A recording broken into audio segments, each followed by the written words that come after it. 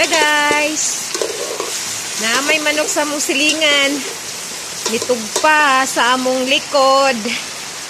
Di. Nakapaingon siya diri sa kaldero.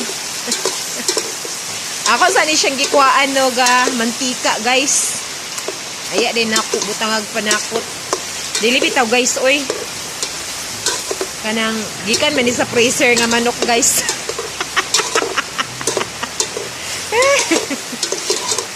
Dili na ako nagluto sa gawas guys. Ganahan kay ko magluto diri sa gawas. Kay open ba open ya. Bugnaw ang palibot.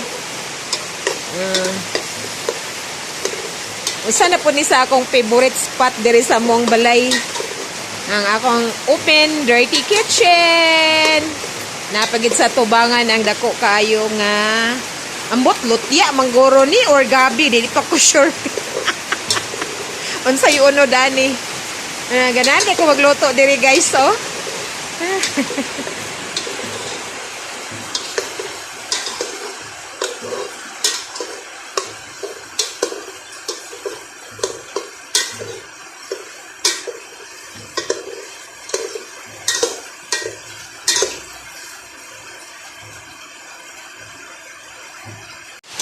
Ako nang gilunod ang panakot.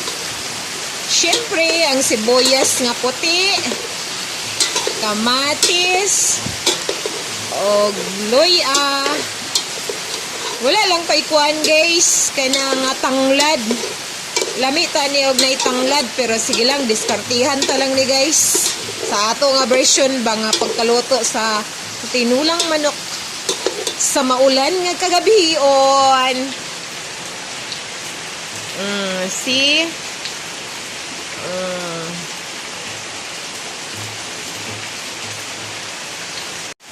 Gibutangan dayon akog isa katarong tubig di ito guys joke ra katamtaman lang.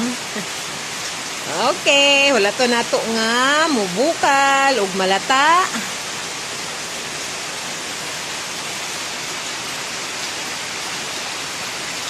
Nagkalingaw na din kog luros sa kalamunggay. Sa kalamunggay ni Nang Bibi. Thank you Nang Bibi.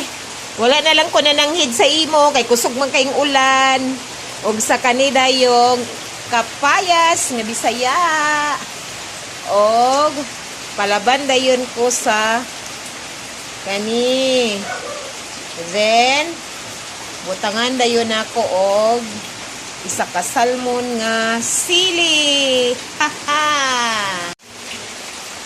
Gamay pa man akong bunga sa akong sili guys. Dungagan unta na ako. Niya may isa guys oh. Siguro ako ning idugang. Gamay pa man ang kuan. Yang unod.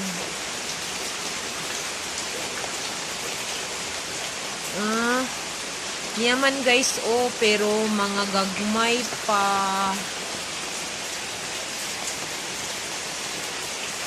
Siga kayong kahoy ni tatay nga tag 5 rang bugkot. Salamat tay sa imong kahoy niya. Siga kayo.